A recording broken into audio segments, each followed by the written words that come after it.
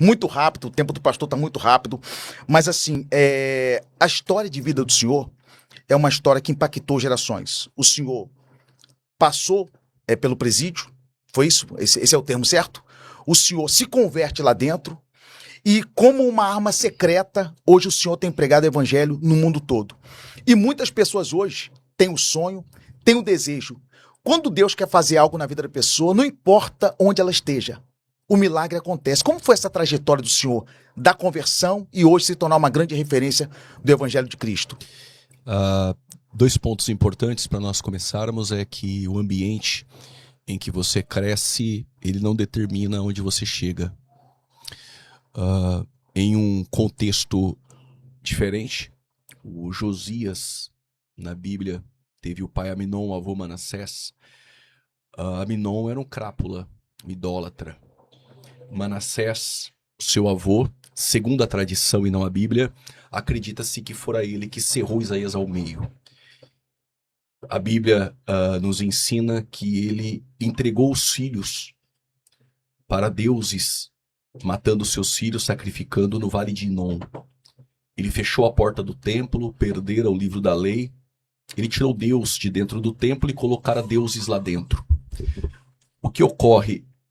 Quem olhava para a vida de Josias, tendo o pai que teve e o avô, poderia dizer que não chegaria em lugar nenhum. Mas o ambiente que você cresce não determina onde você chega. No caso, Josias, já com 8 anos de idade, ele já começa a servir o Senhor, enternece o seu coração. A Bíblia diz que ele seguiu os passos do seu pai Davi.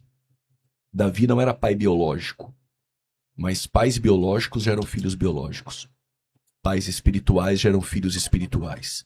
Como ele não recebeu uma herança de fé, ele buscou em alguém.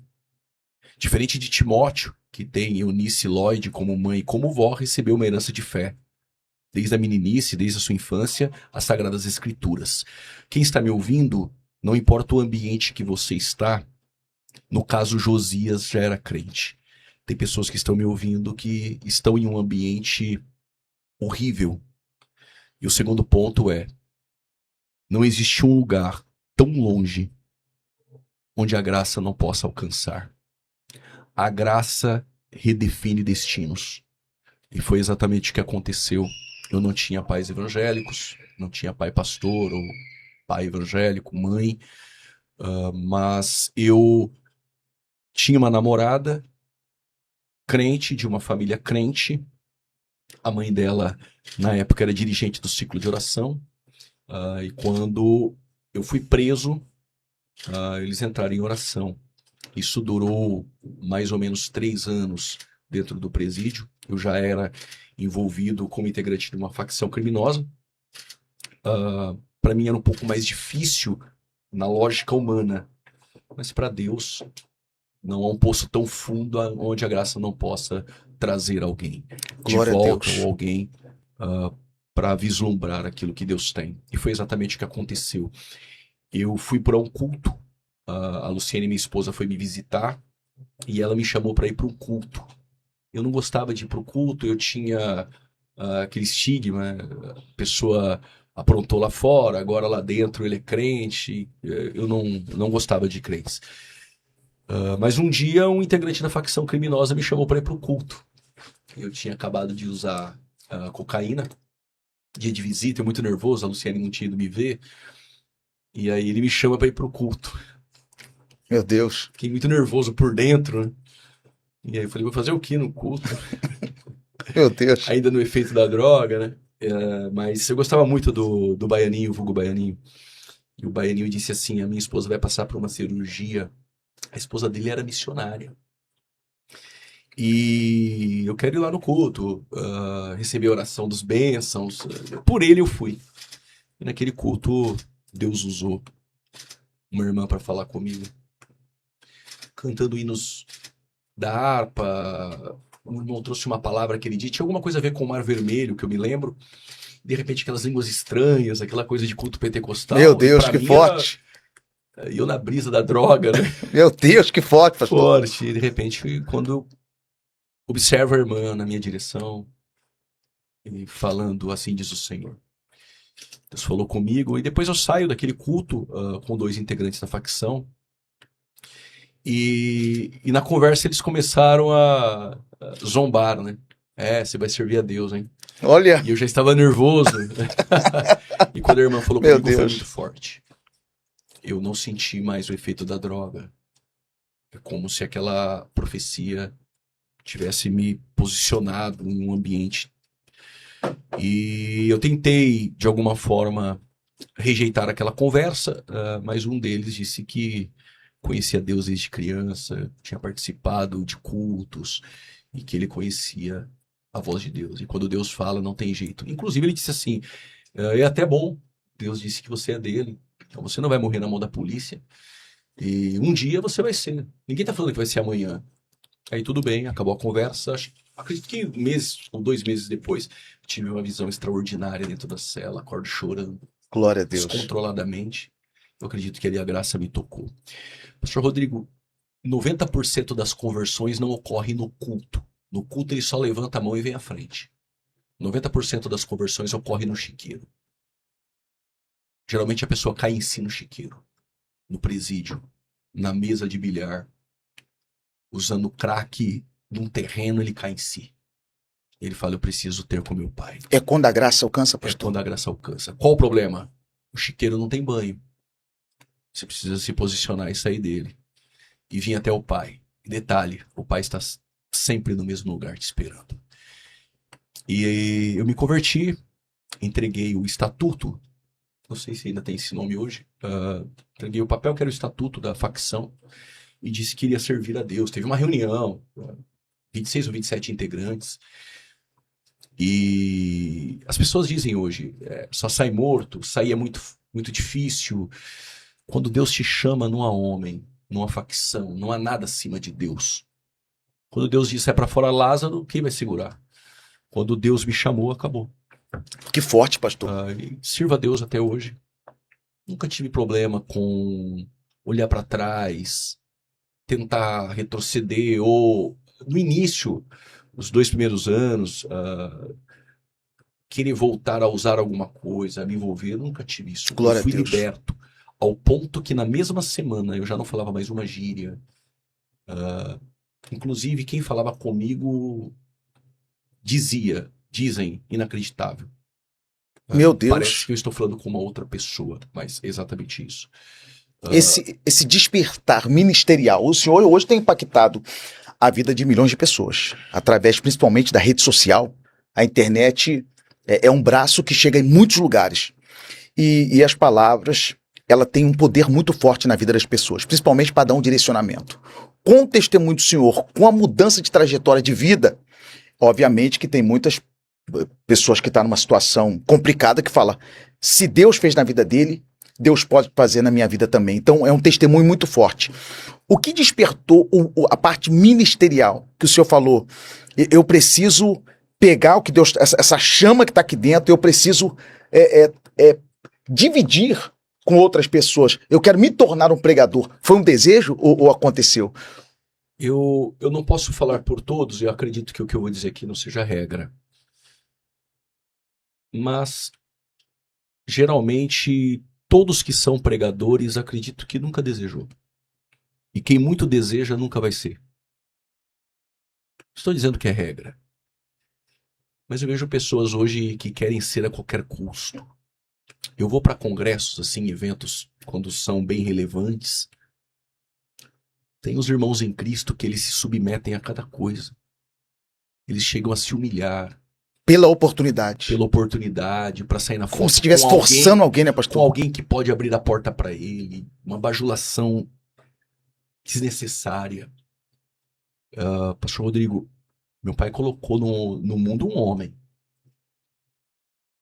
E não se humilhar a Deus, ser servo. Eu não estou falando disso. Estou falando pessoas... Não forçar, né, pastor? Elas perdem aquela dignidade, se colocam em uma posição que ela não deveria estar por causa de uma oportunidade. Seria falta de conhecimento. Para querer estar num ambiente em que ela não foi chamada ainda para estar. Eu vejo nos bastidores algumas coisas que me entristece. Talvez se eu fosse expressar a palavra que veio em mente, algumas pessoas não iriam me interpretar bem, talvez iria me ter como alguém altivo, e não é nada disso, quem me conhece sabe.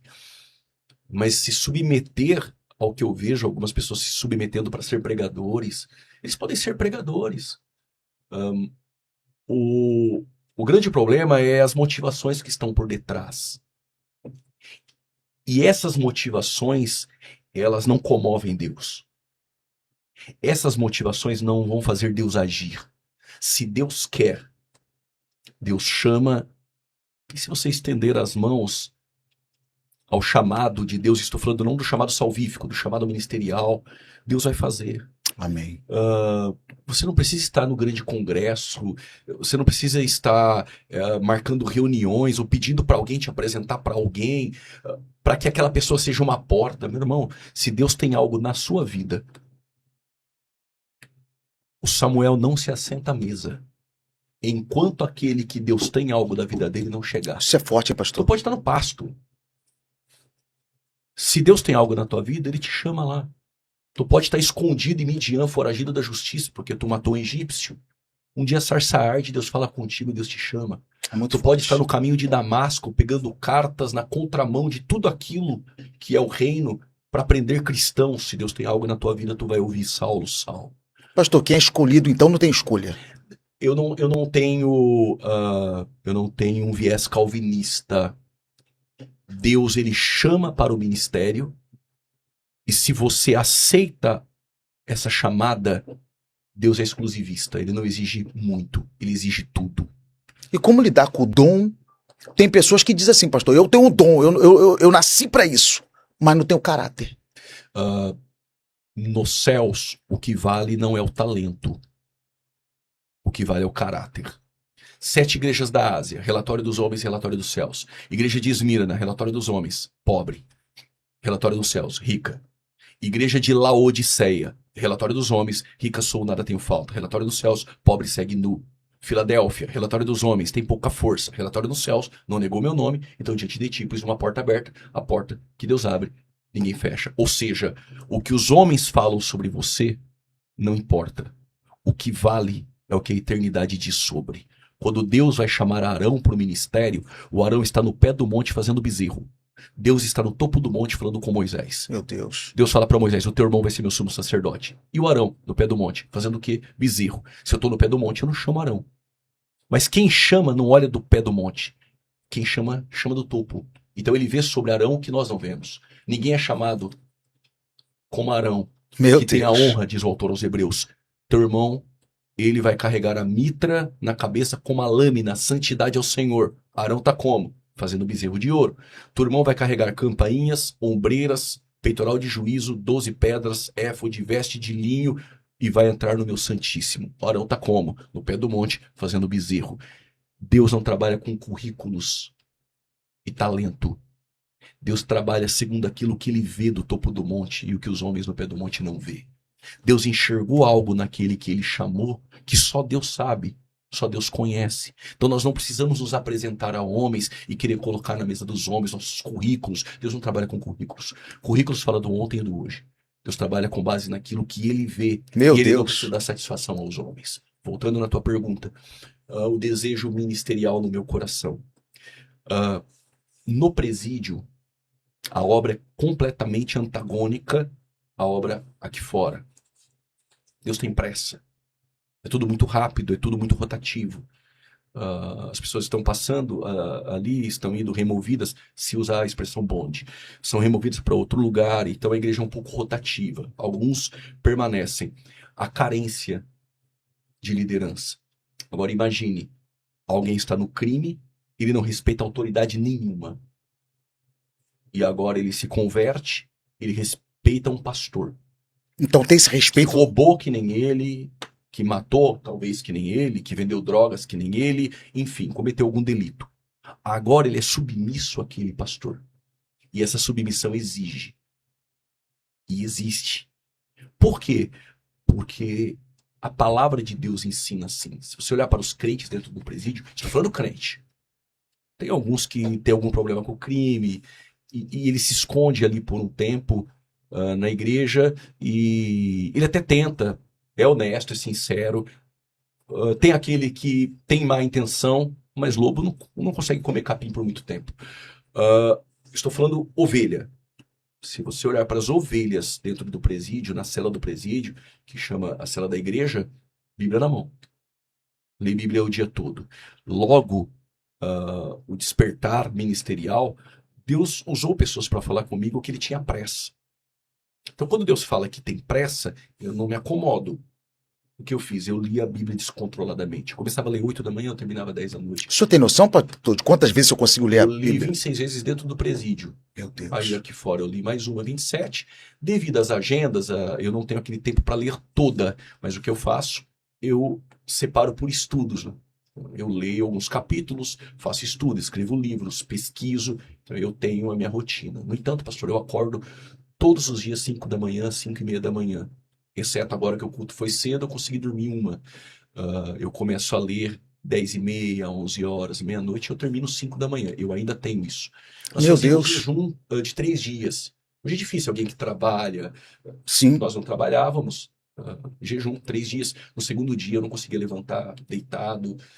Eu sonhava comendo comida. Meu fome. Deus. Mas quando andávamos no pátio do presídio, pessoas endemoniadas saíam de perto, assim.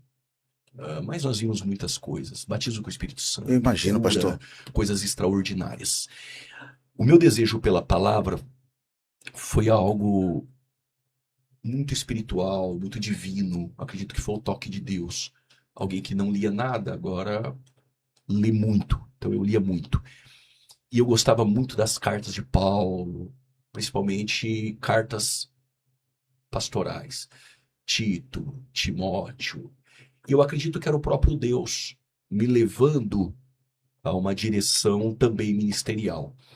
E eu sei que eram as mãos de Deus, porque no presídio, aquela revistinha de Escola Bíblica Dominical que tem gente aqui fora, que pega em um domingo e depois só pega de novo no outro domingo, e que quando acaba ele deixa lá no canto da casa, às vezes até joga fora. Aquilo pra gente era um ouro dentro do presídio. É mesmo, Tanto pastor? que Que 80% no início de tudo que eu sabia era de Escola Bíblica Dominical. Revistas antigas. O senhor só? Eu mandava carta para algumas igrejas, mandava para o presídio para mim. E eu nem sei quem mandava, de repente chegava revista de Escola Bíblica Dominical de, por exemplo, 1999. Meu antigas, Deus! E eu comia aquela... Foi uma sede se Para mim era tudo. Bíblias de estudo, nota de rodapé. Eu li a Bíblia Dake diversas vezes, nota de rodapé, aplicação pessoal, a Bíblia de estudo pentecostal. E eu lembro quando chegou livros também ministeriais. Eu amava e ainda amo teologia sistemática. Eu li diversas. E aí era o despertar. E rapidamente, com 2 anos, 1 ano e meio, eu já estava como cooperador, depois como diácono, depois como presbítero e depois dirigindo a igreja. Meu E Deus! dirigir a igreja no presídio é muito difícil. Ninguém vai no seu gabinete, no modo de se dizer, para falar assim, aquele irmão, não sei o quê, aquelas birrinhas hoje, coisinhas de igreja hoje. Não, eram coisas sérias. As coisas que você tinha que lidar eram com pessoas que realmente precisavam de conselhos porque tinham um passado terrível, coisas pendentes. E como pastor, resolvendo algumas questões, a maioria delas na oração. Então lá dentro o senhor já começa o ministério pastoral dentro do presídio. Dentro do presídio. E foi quando representantes da Assembleia do Belém iam nos visitar, levava ceia. A igreja muito séria, com ceia, batismo nas águas, escola bíblica dominical, culto de doutrina, Meu Deus! culto de ensino. E eu lembro que eu tive um sonho porque eu não conhecia nenhum pregador. Eu me converti. O senhor não tinha. Não, o senhor entrou num ponto agora que eu tive a oportunidade de estar entrevistando e batendo papo com muitos pregadores aqui, o pastor Eliseu, o Trovão, o pastor Marcos e Arthur Gadelha, e muitos outros pastores que passaram por aqui. Primeira vez o senhor aqui, uma honra com a gente. O senhor entrou num ponto crucial que hoje o senhor é uma referência para muita gente que quer entrar na itinerância, que quer ser um pregador. E o senhor chegou a ter aquele primeiro pregador que falou, poxa, eu quero... Qual foram as referências do senhor? como pregadores no Brasil, no seu começo? Vamos lá. Quando eu me converti, ano de 2008. 2008. E dentro do presídio, eu não tinha como ouvir pregadores. Quando eu me converto, daquele dia para trás, eu tinha entrado em 2 igrejas. Uma para buscar a Luciene, e achei que já tinha terminado o culto e não tinha, eu fui obrigado a entrar. E em uma outra vez, também não assisti o culto completo. Então eu não sabia quem era pregadores. Então quando eu me converti, tinha alguns irmãos que tinham afastado do evangelho, depois foram presos, e eles falavam Marco Feliciano, aí alguém falava de Silas Malafaia, eu só ouvia. E citavam nomes de pregadores. Agora imagina, eu não sei quem eram. Quando falava do pastor Marco Feliciano, do pastor Silas Malafaia... Eram nomes que vinham. Eu lembro que tinha um irmão que ele pregava, aí um outro irmão falava, ele copia o Carvalho Júnior. Aí quem era o Carvalho Júnior? Eu não sabia. Você estava isolado lá dentro? Isolado, eu não Sim, sabia sim. quem era quem. Quando eu saí numa saída temporária, eu falei, eu vou ver quem é. E eu descobri quem era o Marco Feliciano, aí eu descobri quem era o Silas Malafaia, ele tinha um programa de TV, e o estilo do Silas Malafaia, ele tinha aquela tendência ao ensino. O Marco Feliciano já o referencial de pregador. Não eram minhas referências, porque não tive como ter referências. E eu lembro que eu tive um sonho. Olha que interessante. Deus, ele trabalhou com aquilo que eu conhecia. Eu sonho que eu entro numa casa, eu nunca contei isso pra ninguém. Eu entro dentro de uma casa, inclusive a casa do meu pai, entro no quarto do meu irmão, tem um computador. Esse computador antigo, até porque Deus me fez lembrar do tempo do computador antigo. Quando eu saio, já eram outras coisas. E sentado do meu lado esquerdo estava o Marco Feliciano e do lado direito estava o Silas Malafaia. Meu Deus! E eu não ouvia a voz deles, e eles apontavam pro computador, estava aberto no Word, e tinha um texto, e eles me ensinando alguma coisa. Quando eu acordo, eu sinto na minha consciência Deus falando, vou te levar para pregar, mas também vou te levar para o ensino. Uau! Então eu escrevo livro e prego. Glória a Deus, eu dou aula em escola bíblica e também sou pregador. Eu entendi dentro daquilo que eu conheci. Meu Deus! As minhas referências, pastor, eu não tive referências. Quando eu saio, eu tenho teólogos como referência e não pregadores. Eu era muito voltado à teologia e não à pregação, lembra que eu disse? Sim. Eu não tinha desejo de ser pregador. Contudo, dentro do presídio eu preguei muito. E eu sabia que Deus tinha algo comigo naquilo. Por quê? Porque as pessoas comentavam. Eu pregava, as pessoas falavam, rapaz, Deus te usa na pregação. Então eu sabia que Deus tinha algo comigo também na palavra, mas eu não tinha esse desejo. E foi bom isso. Eu não tinha aquelas motivações escusas. E quando eu saio, então eu tenho em minha volta teólogos. E aí eu me aproximo desses teólogos naturalmente, eu começo a participar de debates, programas de rádio. Eu começa a se aprofundar. Eu trabalho na faculdade de Bethesda, eu conheço o pastor César Cavalcante, começo a trabalhar na FTB como professor, eu começo a ter contato com teologia. O pastor me abre a porta da rádio, eu vou para o meu primeiro debate, gostei daquilo. Hoje eu já não vou mais em debates por conta do tempo, mas depois do chat GPT, eu percebo que não dá mais nem para debater. Tem debates que não... Tem debates que as pessoas já nem debatem mais, elas não olham mais uma para outra, elas ficam com um tablet e ali eles ficam lendo. Mas em terra de cego... E não edifica, né, pastor? Em terra de cego... Eu acho que mais divide opiniões do que agrega, né? E aí o que me fez dar uma pausa. Debate é muito bom. Os debatedores, tem muitos debatedores muito bons, contribuem muito para o reino. Tem pessoas que vão mais pela ideia da fama que tem por detrás, mas os que eu conheci, um grupo que eu conheci, são verdadeiros, piedosos, vão por causa da apologética, para a defesa da fé. Quando eu comecei a ler comentários, eu percebi que na hora do debate, ninguém queria saber a sua posição e a do irmão. Eles estão degladiando, falando coisas horríveis. Comecei a desanimar um pouco. Depois eu comecei a assistir alguns debates, e eu percebi muito orgulho, muita soberba.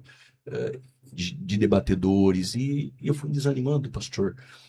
E Deus me fez olhar para o evangelho de uma outra forma. E eu não fui mais nos debates. Eu não digo que eu nunca mais irei, mas eu tenho outras prioridades. Mas eu fico muito feliz em ver muitos bons debatedores que nós temos defendendo a fé, que eles permaneçam assim. Oro para que Deus continue usando-os naquela mesa de debate. Mas, infelizmente, o público que assiste, não todos, mas é mais torcida. Tem mais torcida do que, Gera mais divisão pessoas do que querendo soma, né, aprender. pastor? Divisão geralmente já existe, porque muitos são de grupos sectários, né? Então já essa. Mas outros são nossos, né?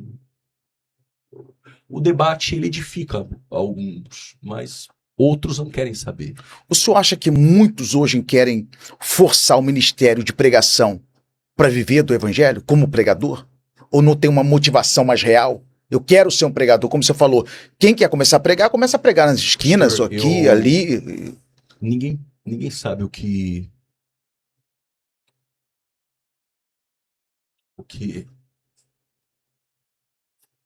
eu já sofri. Eu recebi o evangelho no presídio.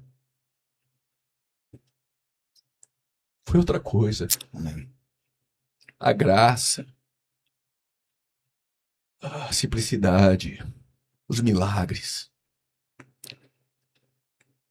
Foi diferente, né, pastor? Eu fiz parte de quadrilha, que quando nós assaltávamos, nós sentávamos na mesa e dividia o dinheiro. Quanto deu minha parte? O dia que eu sentei com pregadores em uma mesa, e raramente eu sento,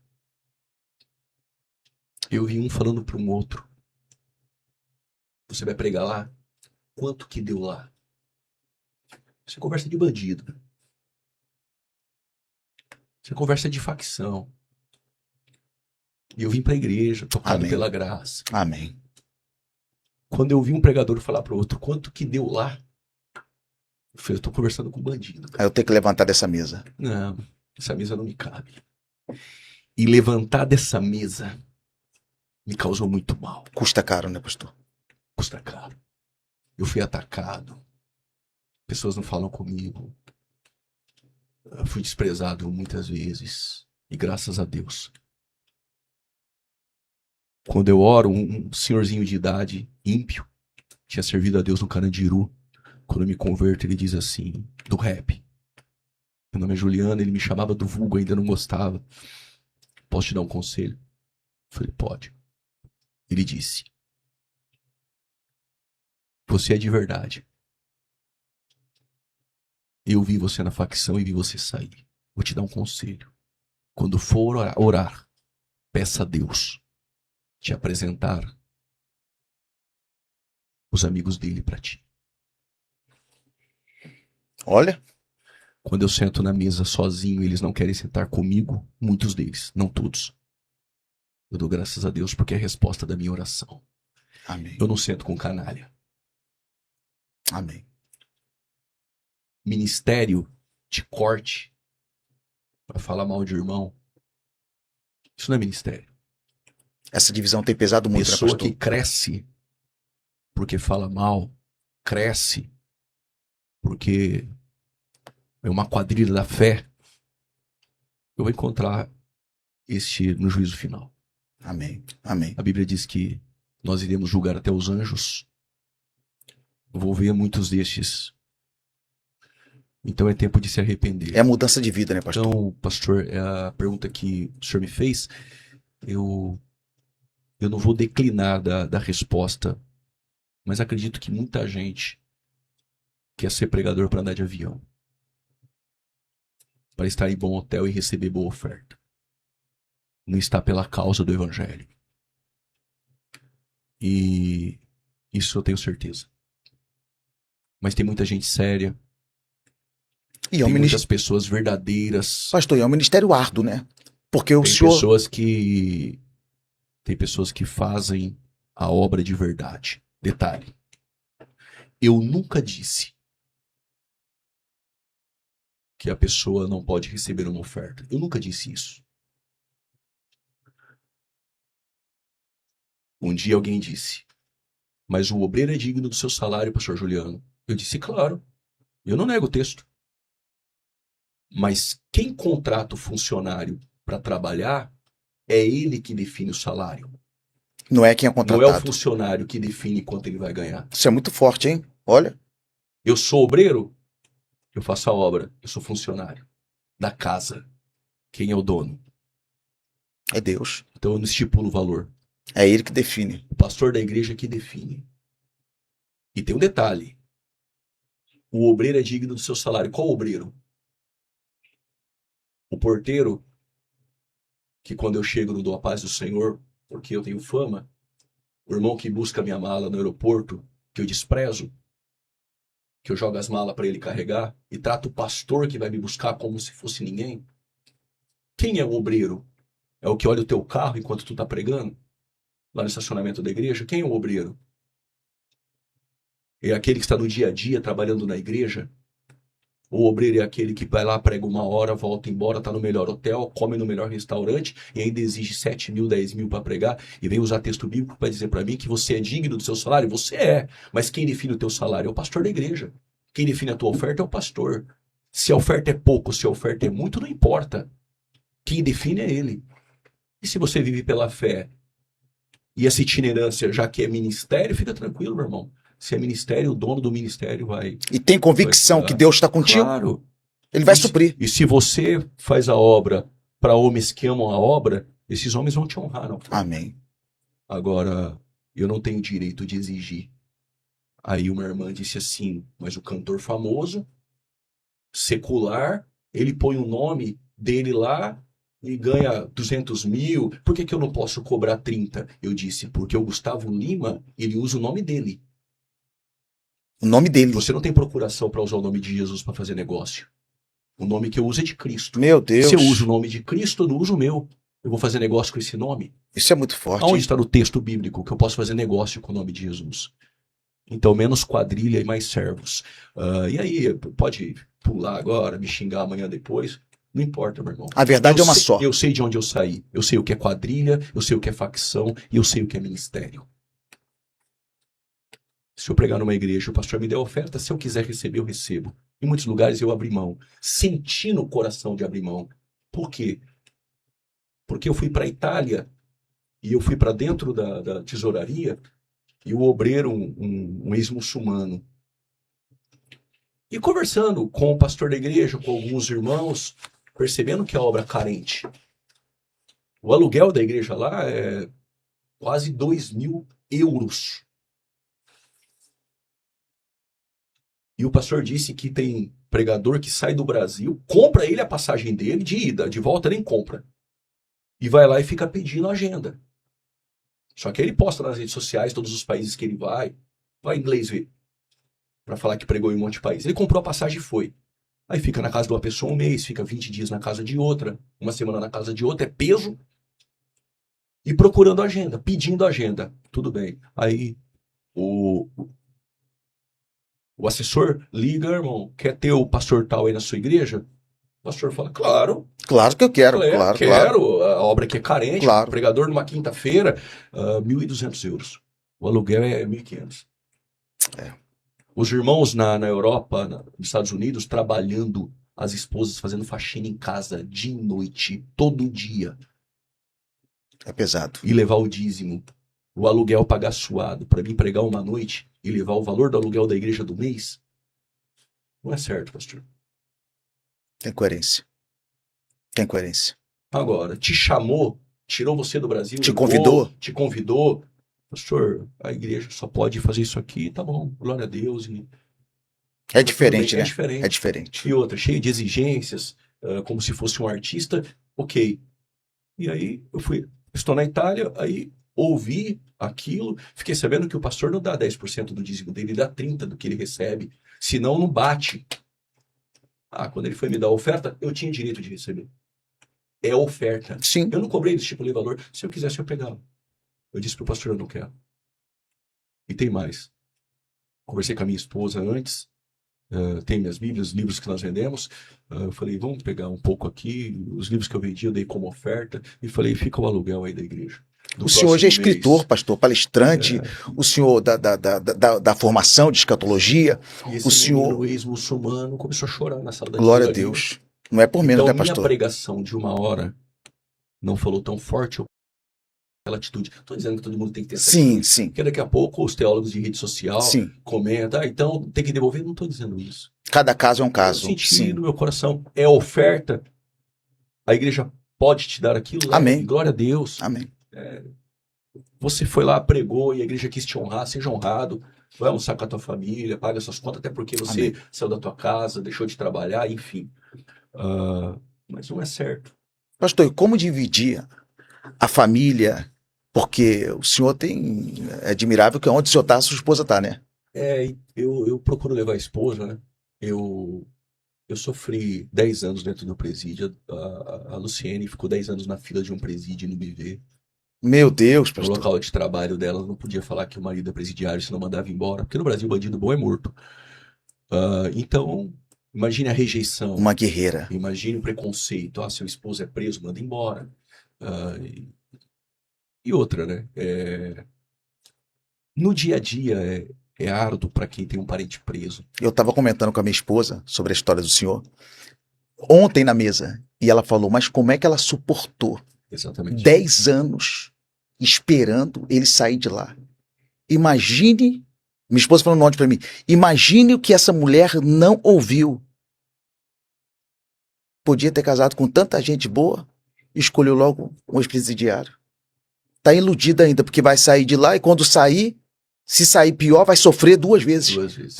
Então, imagine o que ela não ouviu. Exatamente. Olha, que Deus abençoe a senhora.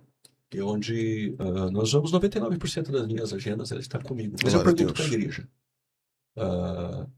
se eu posso levar, se a igreja tem condições de Amém. pagar a passagem dela, caso seja um peso. Inclusive, nós usamos esse termo. Olha, não quero ser pesado para a igreja, mas se der para levar, Amém. eu prefiro, vou ficar muito feliz. E 99% das igrejas não, pode trazer. Inclusive, as igrejas até fazem questão. Não, melhor assim.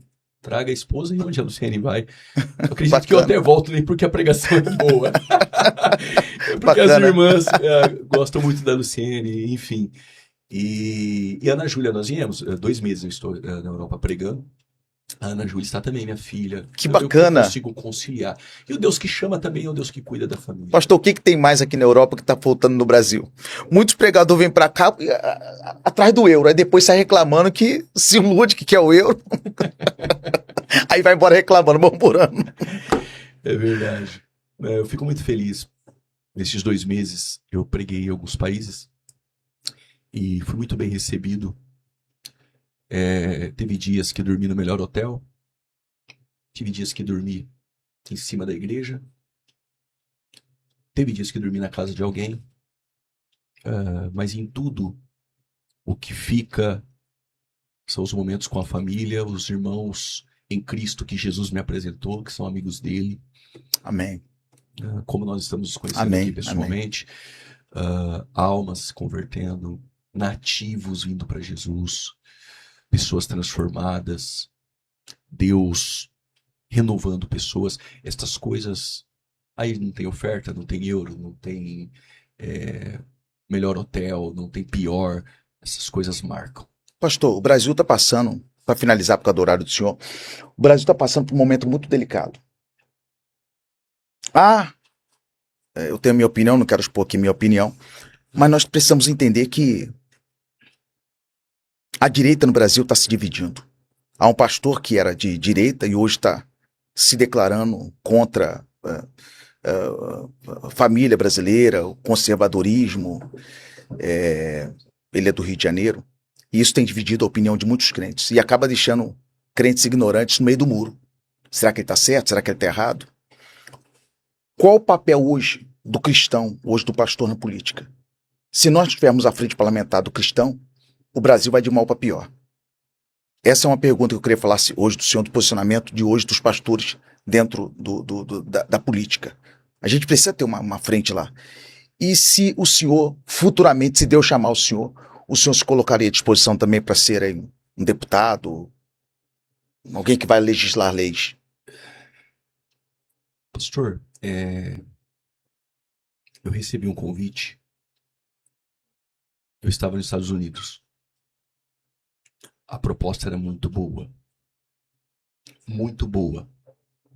A proposta era tão boa que financeiramente, se eu não resolvesse a minha vida, iria me ajudar muito. A proposta era para deputado federal. E o que eu respondi, eu respondo aqui. No momento, eu não penso. Ok. No momento, eu não penso. No momento, eu estou muito focado nas coisas que Deus está fazendo. Um outro ponto, eu tenho alguns pastores que são deputados federais e agora é algo particular meu. Não é para a vida de quem está me ouvindo. Porque hoje, infelizmente, tudo você Sim, tem sim, que... sim. O meu pastor é deputado federal. Se eu saio como deputado federal, não é ético. Já Tem tem ele. coerência. Tem coerência, tem Já tem coerência. ele. Já tem outros que são. Alguns pregadores que são. Acredito que no momento não E para os irmãos que estão nos ouvindo, precisa de mim. de fato, nós precisamos desses homens de Deus lá. Nós temos que ter pessoas específicas em lugares estratégicos em todo lugar. Em todo lugar. Para você que tem dificuldade de entender o papel hoje, né, o meu pastor presidente, o pastor Marco Feliciano, é para o deputado federal, o quanto ele tem defendido, né, a nossa classe, o nosso posicionamento lá, o quanto tem sido isso importante, como pastor do senhor e outros pastores também, e você que está em cima do muro, que não apoia, se você não se decidir, né, a gente vai sofrer lá na frente e a conta chega, né, pastor? A conta chega. Deus, ele tinha um Daniel dentro do palácio. Deus tinha um Ezequiel fora do palácio, às margens do rio Quebar. Deus tinha uma Esther no palácio de Assuero. Deus tinha um José na casa do Potifar. Deus tinha uma menina na casa do Naamã. Tô falando de política. Deus, ele sempre teve pessoas em todos os setores. Ele tinha um Obadias trabalhando no palácio de Acabe. Então, na política, nós temos que ter também os nossos representantes. Ponto. Agora, pastor se posiciona. Pastor se posiciona. Mas nós não fazemos da igreja cabo eleitoral. Que fique muito claro. Essa é a minha posição. Então não me confundam. Eu sei em quem votar, eu sei me posicionar, respeito nossos pastores que são representantes. Amém. Mas eu não me deixo levar, nem por ímpio que se veste de crente com interesses, e nem de crente que faz negócio com ímpio também para interesses. Se chacoalhar aí, tem que se posicionar. não precisa- Tá certíssimo. Tá certíssimo. tem que se posicionar. Agora, a gente precisa saber quem é quem. Infelizmente, política é mundo de máscaras. A gente precisa ver quem não anda de máscara. Quem realmente é o que é. Quem realmente se posiciona porque ele crê naquilo. Porque ele carrega princípios. Então a igreja não pode ser usada. A igreja tem um Senhor. É Cristo. Amém. Mas a igreja cumpre seu papel de cidadão votando certo. Não dá para se inclinar a alguém que defende ideologias que são contrárias às escrituras. Não dá para você defender, por exemplo, quem não tem uma verdade absoluta. A verdade relativa. Não a verdade absoluta. Ou é ou não é, né, pastor? Ou é ou não é. A igreja precisa se posicionar e os pastores precisam trazer isso à luz. O que é o comunismo? O que é o marxismo cultural? O que é o viés, a ideologia de gênero? prejudicial à igreja? Como ele pode ser prejudicial àquela família? Isso é papel O nosso. senhor falou sobre a máscara, e um tempo atrás estava vendo um deputado que por muito tempo levantou a nossa bandeira da direita e defendeu aquilo que a gente sempre acreditou. E de um tempo para cá, do nada, a máscara caiu e o camarada começou a querer camuflar a verdade, aquele meia-culpa, né? É. A verdade. Então isso é muito mal, né? É muito mal. Pastor, para ir embora, e eu vou dizer isso aqui, aí vão me bater demais. Mas não tem problema. Geralmente, pastor, não é de se assustar. Quem estava aqui agora está lá. Hoje quem está aqui com a gente já foi de lá. Já usou camiseta de lá.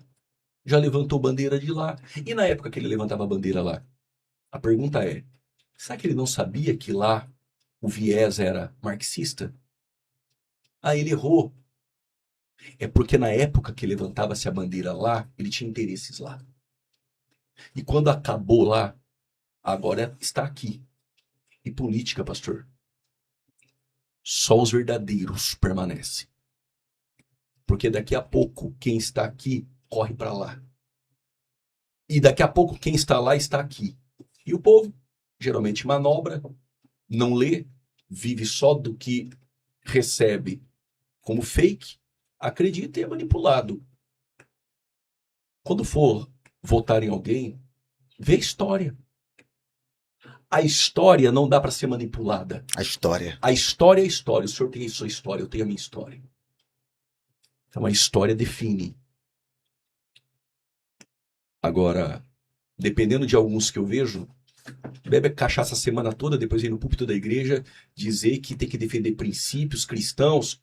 Meu camarada, É mal. se prostitui a semana toda, depois sobe no púlpito da nossa igreja e quer ter um discurso de pastor. Então, eu sou um pouco avesso a essas coisas, mas eu sei quem voto, eu sei o que o marxismo causou, o cultural, o ataque, quais são os pilares que eles querem derrubar, sei quão prejudicial é para a igreja, visitando outros países, sei como o Brasil poderia estar muito bem e por que está muito mal, sabemos. E aqueles que não sabem, nós precisamos de representantes lá e que possam ensinar isso também para a Ótimo. igreja. Pastor, muito obrigado. Que Deus abençoe. Eu que agradeço. Você que está comigo, que Deus te abençoe rica e abundantemente. Pastor, foi uma honra. Queria que o senhor deixasse os seus agradecimentos e o senhor deixasse uma frase aí para os jovens pregadores que têm admirado o senhor. Ano que vem o senhor está em Camboriú. Não sei, não me fizeram o convite ainda, mas se fizer eu estarei. Aí, ó. O que o senhor diz para aqueles que sonham em se tornar um grande pregador do evangelho? Honre a palavra e a palavra te honrará. Esse é o conselho. E o segundo conselho é somente leia, sirva a Deus, ore e não se humilhe por oportunidades, não force portas, não bajule homens para que esses homens possam falar de você em algum lugar para você estar. E o próximo conselho vai doer um pouquinho. Se tem referências, é bom tê-las. Mas tenha você também o seu ministério único. Trabalhe com as suas ferramentas. E se Deus tem algo a fazer na sua vida, pode ter certeza que Ele vai fazer. Seja fiel a Deus, fiel à palavra. E essa mesma palavra irá te honrar. Pastor João Fraga, Deus abençoe. É um prazer enorme. Samuel, top. Pastor, muito obrigado, meu amigo.